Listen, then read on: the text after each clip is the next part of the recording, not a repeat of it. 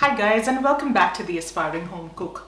My name is Trisha and today I have another grocery haul video for you. I recently put up a little poll on my community tab and I was amazed at how many of you wanted to see more of these grocery hauls. So I've put together another one for you. Now this one's sort of a pantry restock.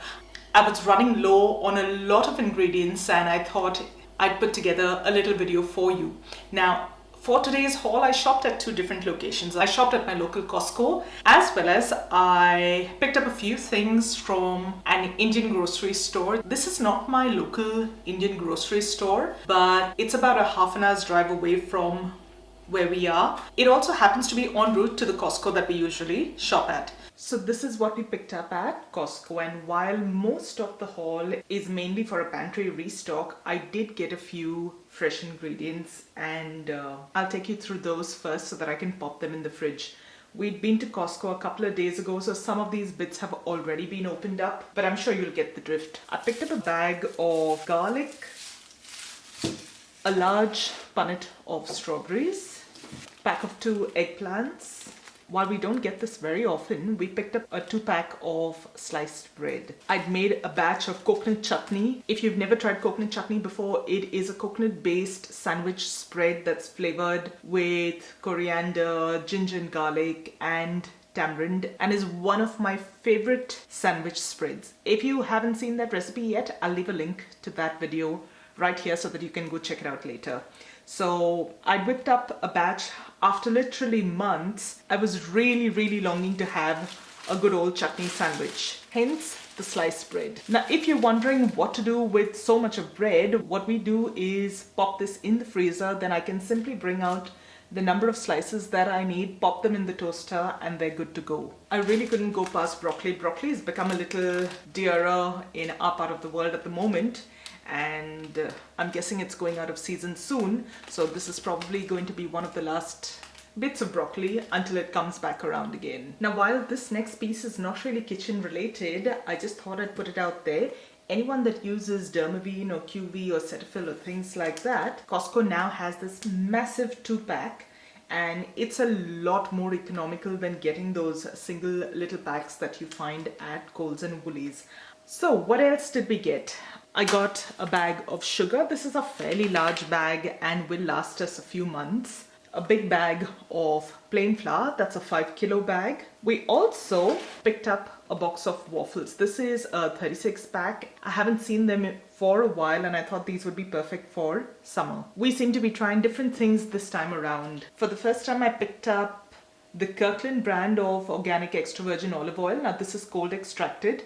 We got a big bag of Mission organic corn chips. These are the ones that I use for nachos as well. I'll show you how I whip up a batch sometime soon.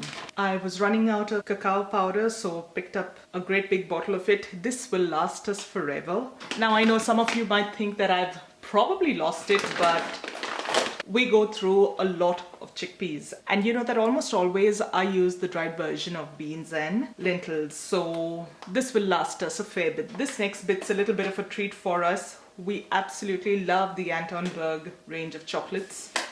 That's what the inside looks like. And that's it. That's pretty much the stuff that we picked up at Costco. I do tend to pick up a lot of my grains and spices, especially from Indian stores around the place. And this time I tried out a new outlet. I'll leave the details in the description box below for anyone that might be interested. Please note, this is not a sponsored post. I just find that this particular outlet is really well stocked. It has a lot of variety compared to most of the other Indian stores that I've seen, as well as their prices are really competitive. So like you can see, this is a fairly large haul from the Indian grocery store. I'll take you through the bits and pieces that we got here. Now what we've got here today will easily last us a few months as far as pantry staples go. We also seem to have indulged a fair bit in the snack section. Well, that's what happens when you leave my husband in the snack section unsupervised, but we love that stuff. Both of us do, and that will last us at least a few weeks, if not a couple of months or so. So no complaints there. I'll take you through the pantry staples first. We make our idli and dosa batter at home. for which I use rice as well as urad dal. This particular bag of lentils is usually $10 for 1 kilo at my local Indian store, right by where I live. At this outlet, I got a great big 2 kilo bag for $7.79 if I'm not mistaken. Now you tell me that's not a good deal. And that's not the only product that was well priced. A lot of the other bits and pieces that we picked up were also really competitively priced. So I'll leave the name and the location to that store in the description box for anyone that might be interested. This is not a sponsored video. I just think that this information might help someone else out there who lives around Western Sydney or Northwest Sydney or the surrounds. Some chickpea flour or besan, chane ka atta, whatever you know this by. We use this for our pakoras, our bhajias, as well as our eggless omelets. Watch out for that recipe. All of these recipes are coming up really soon. So make sure you're subscribed to the channel if you aren't already, and click on that bell icon to get notified every time a new video goes live. That way you won't miss any of our recipes. I also picked up a bag of rice flour. I also picked up a packet of vermicelli, and yes, another packet of chickpeas. Now, no, I've not lost it. We went to the Indian store before we went to Costco, and Costco doesn't always have those big bags of chickpeas. So this was like plan B. I said, even if Costco doesn't have those big bags of chickpeas, I'd be good with one little bag at least, because I'm completely out of it at the moment. Of course, semolina. I use this for my upma, for my shira. If you've not seen those videos, I'll leave those links as well. I will be sharing my vegan version of these recipes really soon. I picked up some Kolhapuri jaggery or jaggery. This is by far one of the best variants of jaggery that I've found here. Next, let's move on to the spices. I picked up some fenugreek seeds, a packet of whole black pepper, some fennel seeds, and some coriander seeds as well. If you've seen my previous videos, you know that I tend to powder quite a few of my spices at home, and I've shared how I do that as well. So I find that these seeds work really well. I can use them whole in recipes that call for them whole, as well as I can make my own spice powders for the recipes that call for the powdered version.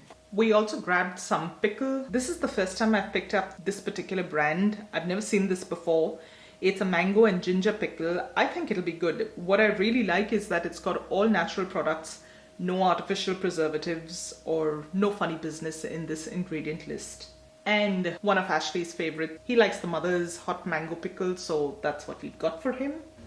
On to the snacks. Now, something that I've not shared with you before, this is just roasted gram. What this is basically chickpeas that are dry roasted and salted, and they are super addictive. There's no oil used in them at all. We're going to be making some pani puri. It's nice and hot. It's the perfect weather for pani puri. Not that you need specific weather for it, but I got myself some of these ready pani puri chips that I simply need to fry up. We whip up most of our chaat favorites at home because it just is so much better that way. So I picked up a packet of puris and a packet of sev. This will be used for quite a few batches of bhel puri, sev puri, and so on. If you'd like me to share a video on how I put together my chaat at home, leave me a comment and let me know. Khakra. If you've never tried khakra before, you definitely should give it a try at least once. This is a brand that's fairly new to me. I've never seen this before. I love the fact that this seems to be one brand that is demonstrating some amount of corporate social responsibility. They're basically empowering underprivileged women in rural India. It's 100% whole grains, no preservatives, there's no white sugar, there's no artificial flavors, none of that funny stuff. So this is really great. You get them in a bunch of different flavors. I happen to love the methi version of it. So we've got 2 packets of methi. Spicy banana chips have always been a favorite in our home. So we've got 1 packet of those.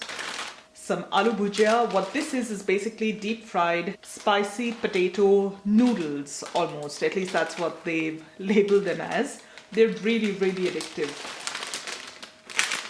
We bought a few of these mixes. While one of our go-to recipes is the cornflake version of a Judah, my husband loves these little slightly salty, slightly sweet mixes. So this is what he's picked up. One of these Panchratan mixtures, some corn chowder, a packet of khatta meetha, one of these bags of spiced batter fried peanuts, and this is another chickpea snack. This is the first time I'm trying it, so we'll see how that goes. So like you can see, as far as pantry staples and definitely as far as snacks go, we're good for a while. And that, guys, was my grocery haul for today. I hope you enjoyed today's video. If you did, don't forget to give it a thumbs up, and I'll see you really soon with another video. So till then, take care. Bye.